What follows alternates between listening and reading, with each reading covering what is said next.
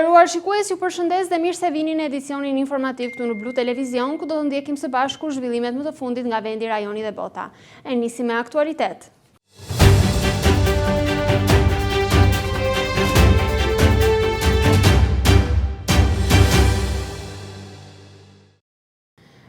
Bashkia Vlorë po propozon të jap kompanisë private Urban Trans Vlora një subvencion për 100 milion lekësh të vjetër në vit me argumentin se inflacioni ka rritur kostot e shërbimit.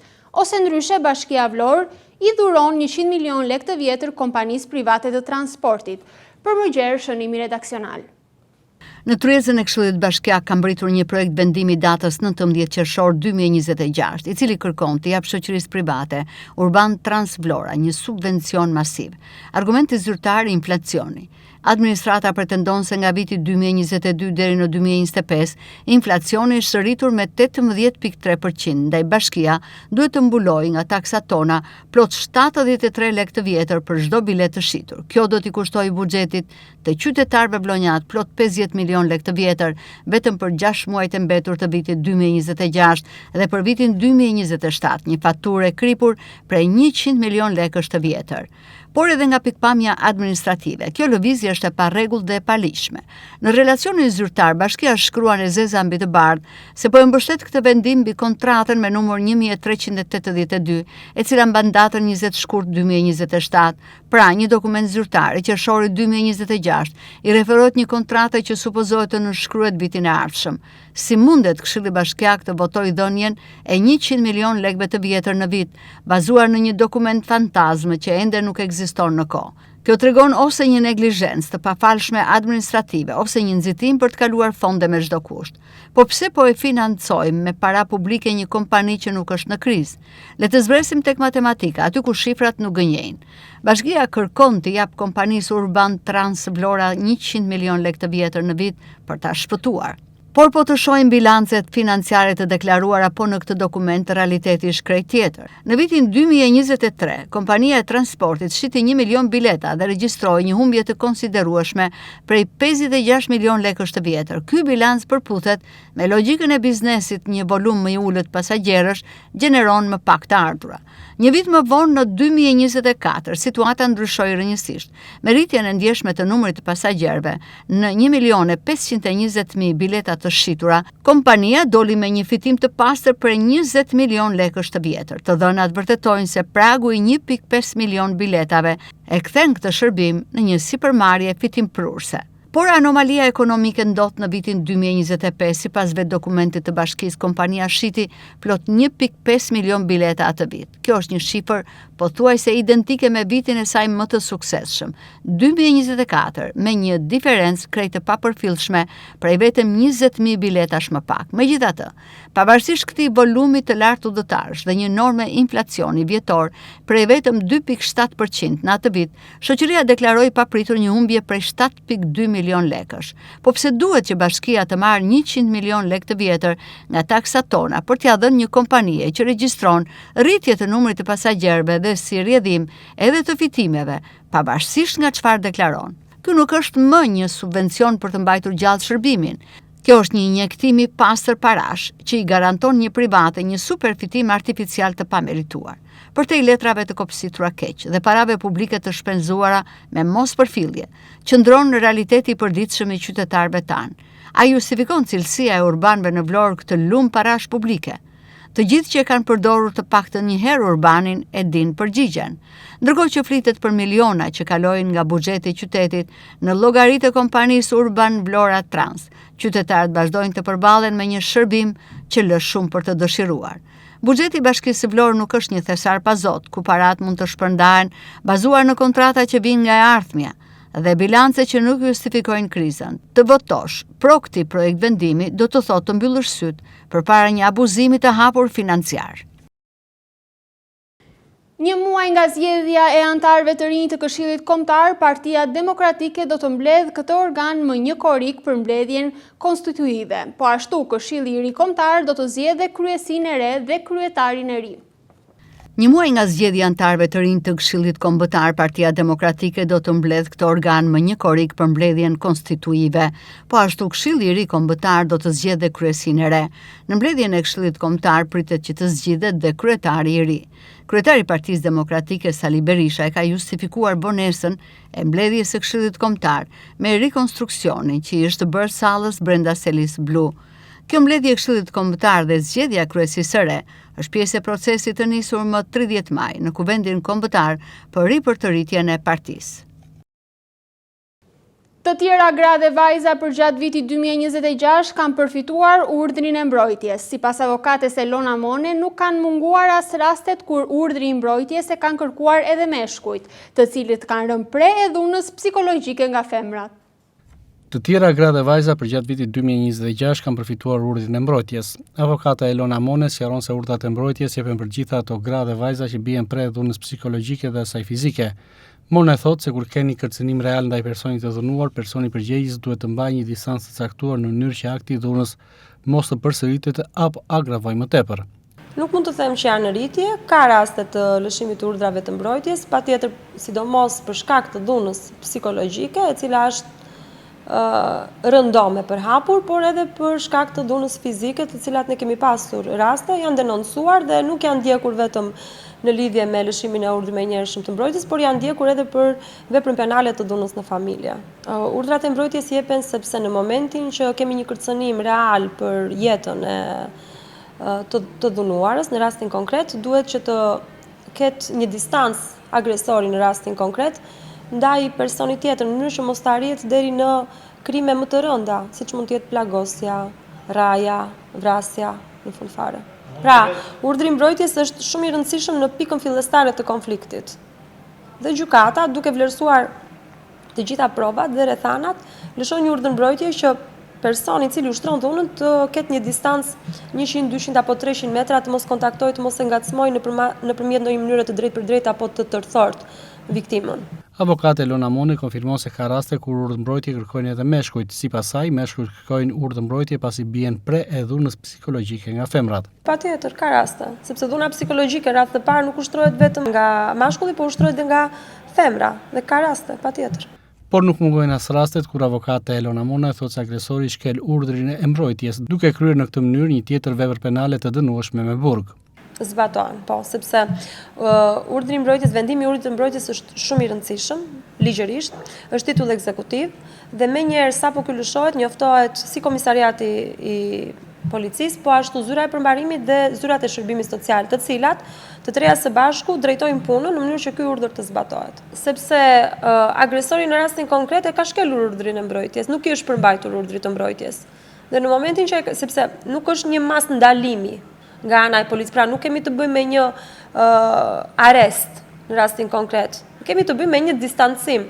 Në momentin që agresori e shkel të distancë që gjykata ja ka dhënë me urdhër, në këtë moment agresori nuk distancohet, por e shkel urdhrin e mbrojtjes dhe këtu kemi të bëjmë dhe një vepër tjetër penale që janë veprime në kundërshtim me vendimin e gjykatës. Pra, nuk kemi më vetëm shkelje të urdhrit të mbrojtjes, por kemi dhe tashmë shfutur në një vepër tjetër penale personi. Një rol të rëndësishëm në zbatimin e urdhrit të mbrojtjes sipas avokates se kanë specialistë të zonës të cilët duhet marrin parasysh çdo kërkesë, ankesë që bëhet në lagjen që mbulojnë, veçanërisht denoncimet për dhunë që duhen referuar dhe trajtuar me seriozitet. Unë mendoj që nga fillimi e kam thënë që nëse ka një rol kyç në rastet e urdhrave të mbrojtjes janë në SPZ-t, pra specialistët e zonave të caktuara, pra të lagjeve, sepse kemi pasur shumë raste kur klientët tanë palët, pra janë drejtuar të plotfuqishmit që i themi në termat popullor apo specialistit të zonës, dhe nuk i kanë marrë seriozisht rastet e dhunës psikologjike radhë të parë. I kanë kthyer përsëri viktimat në banesa. Dhe këto raste duhet të denoncohen për shpërdorim detyre. Pra, rolin kyç këtu e ka specialisti i zonës për ta çuar deri në fund situatën. Vitet e fundit edhe në Vlorë nuk kanë munguar rastet kur gra dhe vajzat pajisura me urdhër mbrojtje kanë rënë sërish pre dhunës psikologjike dhe fizike, por dhe tentativës për vrasje. Në qendrën shëndetësore verore të plazhit të vjetër në Vlorë, prej qeljes, shërbimi është kërkuar si nga pushues vendas, ashtu dhe nga turistë të huaj. Sipas mjekes Leonarda Colombo, rastet e regjistruara lidhen kryesisht me pickimet e ndryshme, por dhe problematika të shkaktuara nga temperaturat e larta. Qendra shëndetësore verore ka nisur funksionimin e tyre prej 1 qershorit, ndërsa numri vizitave ditore arrin në rreth 12 të tilla. Në qendrën shëndetësore verore të plazhit të vjetër në Vlorë, gjatë kësaj periudhe shërbimi është kërkuar si nga pushues vendas ashtu edhe nga turistë të huaj. Mjekja Leonarda Colombo ka konfirmuar se rastet e regjistruara lidhen kryesisht me pickimet e ndryshme, por dhe me problematikat e shkaktuara nga temperaturat e larta. Më të prekurit mbeten kryesisht të moshuarit dhe fëmijët deri në 12 vjeç. Mjekët këshillojnë qytetarët e pushuesit të shmangin ekspozimin në diell gjatë orëve të pikut, veçanërisht në orët e mesditës. Qendra është hapur që në datën 1 qershor, kryesisht rastet kanë qenë si me turistë të huaj ashtu edhe me shqiptar. Në një ditë kryesisht mund të mblidhen deri në 12 raste, të cilat kanë të bëjnë kryesisht me lëmatje tensioni dhe dhimbje koke, si pasojë edhe të situatës së të nxehtit. Kemi goditje nga të nxehti si pasojë e turistëve që qëndrojnë për orë të gjata në diell, dhe kryesisht edhe reaksione alergjike ose pickime nga insekte të ndryshme apo edhe nga peshqit na ka ndodhur që mund të ketë pasur. Stafi i qendrës shëndetësore është 6, ndahen në 3 doktor dhe 3 infermier. Në qendra funksionon 24 orë dhe në 24 orë shoqërohet me 1 doktor dhe me 1 infermier, i cili kryen të gjitha nevojat e dhura mjekësore. Kryesisht për momenti kemi të bëjmë kryesisht me shqiptar, edhe pse në qoftë se do të bëjmë një llogaritje të sa të vogël, nga 12 raste në total gjatë 24 orëve, kryesisht mund të kemi 8 pacientë të cilët janë shqiptar dhe pjesa tjetër të huaj. Kryesisht nga temperaturat e larta kuptohet që pacientët më të prekur do të jenë mosha e 3 dhe fëmijët e vegjël deri në moshën 12 vjeçare.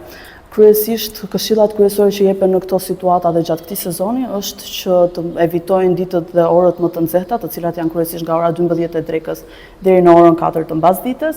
Plazhi të kryhet kryesisht gjatë paradites nga ora 9 e mëngjesit deri në orën 11:30.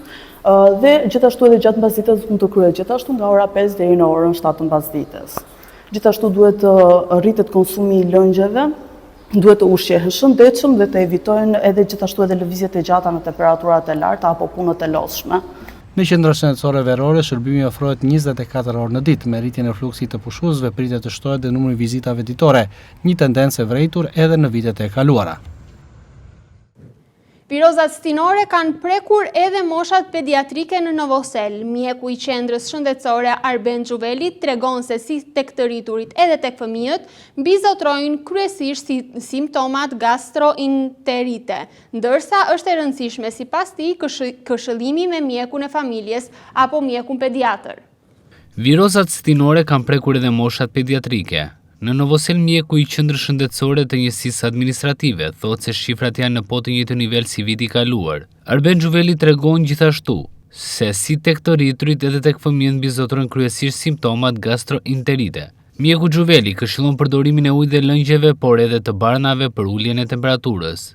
Nëse simptomat vazhdojnë, Xhuveli thotë se është e rëndësishme këshillimi me mjekun e familjes apo atij pediatër. Për moshat pediatrike ka raste fëmijësh sigurisht, siç ka dhe të rritur, ka dhe fëmijë, mendoj se vlen të njëjtat këshilla që janë edhe për të rritur, e njëjta situatë, themi. Izotrojnë gastroenteritet edhe aty? Edhe atje njësoj, patjetër fëmijët to i shfaqin njësoj, janë tipike të fëmijëve, gastroenteritet. Ne i këshillojmë hidratimin, përdorimin e ilaçeve për uljen e barnave, për uljen e temperaturës, si parastamoli, ibuprofeni e të tjera. Përdorimin e kriprave hidratuese si janë ato bustinat me trisol apo lloje të ndryshme që përdoren në këto raste. Dhe pastaj nëse simptomat vazhdojnë, kuptohet duhet kërkuar konsultë e mjekut familjes ose mjekut pediatër sipas rastit të themi. Në uljen e numrit të fëmijëve të prekur nga virozat e stinës, mjeku Arben Xhuveli konfirmon se ka ndikur përfundimi i frekuentimit të çerdheve, kopshteve dhe të shkollës, që ndikonin tepër në përhapjen e virozave stinore. Tek kjo grup mosh, mjeku Xhuveli thotë se ndikon tepër plazhi dhe vapa. Prindrit duhet i çojnë sipas tij fëmijën në plazh në oraret e përshtatshme duke shmangur ato të pikut. Izolimi social ndikon gjithmonë në përhapjen e sëmundjeve infektive. Në këto raste për fëmijët që duke qenë në shtëpi nuk është njësoj si të jenë në shkolla, në kopshte. Përhapja shumë patjetër që ndikon. Plazhi Vapa ndikon tek këta që ti shtojnë më tepër vlerësimi pasojat? Plazhi është i lodhshëm në fakt, sidomos orët e nxehta. Plazhi duhet parë gjithmonë si një, nëse duhet të kalojmë disa orë në breg deti, duhet zgjedhim orët e përshtatshme. Dhe jo orët e mëngjesit, orët e pasdites, jo diellin pikun e diellit. Ora 10 deri në orën 3 mbasdite, po themi, 2-3 mbasdite është piku i diellit. Nuk është e këshillueshme jo për fëmijë, po për asnjëri të ri në diell në këtë orë. Aq më shumë të ekspozohet në plazh. Prej bluzave të bardha, e njëjta situatë raportohet edhe në Vlorë, ku numri i fëmijëve të prekur me viroza testinës është në të njëjtës shifra si një vit më parë. Por nuk përjashtohet fakti që i nxehti për vilus të ndikojë në shtimin e moshave pediatrike të prekura. Në Imar u përrua rampa ekologjike deti pa bariera, e cila i mundson personave me aftësi të kufizuara akses më të lehtë në det. Nisma synon të promovojë turizmin gjithëpërfshirës dhe barazin, duke theksuar se si aksesi në hapësirat publike është një e drejtë për të gjithë. Përrurohet në Imar rampa ekologjike deti pa bariera për personat me aftësi të kufizuara. Në pedonalen e Imarës u zhvillua ceremonia e inaugurimit të rampës ekologjike të aksesueshme për personat me aftësi të kufizuara, në kuadër të nismës deti pa bariera. Nisma synon të promovojë barazin, dinjitetin dhe turizmin gjithëpërfshirës, duke u mundësuar personave me aftësi të kufizuara akses më të lehtë në det dhe në hapësirat publike bregdetare. Përfaqësuesit dhe organizatorët theksuan se kjo nisëm përçon mesazhin se deti dhe hapësirat publike duhet të jenë të aksesueshme për të gjithë, duke e konsideruar aksesin jo si privilegj, por si një të drejtë themelore të çdo qytetari. Xhamia e Plumbit, përveç se një vend i kultit fetar, është dhe një atraksion turistik i qytetit. Sipas muftiu të Vlorës, Ardit Hoxhallaku, gjatë 4 muajve, kjo xhami është vizituar nga qindra pushues, vendas dhe turistë të huaj. Xhamia e Plumbit në qendër të Vlorës, krahas një vend i kultit fetar, është edhe një atraksion turistik i qytetit. Muftiu i Vlorës Ardit Hoxhallaku tregon se kjo xhami vizitohet nga qindra pushues vendas dhe turistë të huaj çdo muaj. Gjatë 4 muajve që ka qëndruar e hapur, Hoxhallaku thotë se numri vizitorëve në këtë monument kulture ka qenë tepër i lartë. Si rrjedhoi e rikonstruksionit, muftiu i Vlorës tregon se xhamia për 2 vite nuk do të mund të vizitohet, por pas kalimit të kësaj kohe do të shndrohet në një vend atraktiv për të gjithë, jo vetëm për besimtarët. Ajo xhami nuk i përket vetëm besimtarëve të cilët praktikojnë fenë e tyre, i përket edhe vlonjatëve, i përket edhe turistëve. Pra, është një monument kulture, e cila ka vizita shumë të mëdha, edhe për shkak të pozitës gjeografike që është, por edhe për shkak të vjetërsisë së saj. Gjatë këtyre 4 muajve që ne e rihapëm në mënyrë të thjeshtë për të bërë ato adhurimet që na përkasin neve, kemi pas shumë vizita. Dihet që gjatë këtyre 2 viteve normale nuk do ketë mundësi të vizitohet, por që në fund të 2 viteve do ju japim një mundësi për të parë diçka shumë më të bukur. Edhe për gjatë kohës që qëndronte e mbyllur, muftiu i Vlorës Ardit Hoxhallaku thotë se është vizituar nga shumë turistë, kryesisht nga Europa perëndimore, por nuk ka mungur as vizitorët nga Amerika dhe Lindja e Mesme. Më tepër ka pas vizitor nga Shtetet e Bashkimit Evropian, të ndryshëm, por kemi pas edhe nga Amerika, kemi pas nga Anglia, po edhe nga Lindja e Mesme kemi pas shumë vizitor. Troje shqiptari nuk i quaj si të huaj, sepse janë tanët, kanë ardhur dhe kanë parë vendin e tyre. Pra ka pas nga pothuajse nga gjithë bota kemi pas vizitor. Kur të përfundoj projekti për rehabilitimin e xhamisë së Plumbit, Ardit Hoxhallaku pohon se numri i vizitorëve do të rritet. Për informimin e tyre, Myftinia Vlorë, sipas tij po përgatitet një informacion shtrues mbi rëndësinë dhe historinë e saj. Patjetër do kemi edhe një pikë informimi që do jetë në disa gjuhë të huaja, jo vetëm për historikun e xhamisë Plumbit, por për historikun e gjithë Vlorës, po përgatisim një informacion të tillë që vizitorët ta kenë mundësinë ta lexojnë. Në xhaminë në qendër të Vlorës ka nisur puna për realizimin e projektit për rikonstruksionin e saj. Prej 4 tetorit 2024, kjo xhami në shumicën e kohës ka qëndruar e mbyllur, ndërsa në muajin e Ramazanit, kur u vendos në shërbim të besimtarëve, funksionoi mes dëmtimeve të shumta që përmbytjet lampas.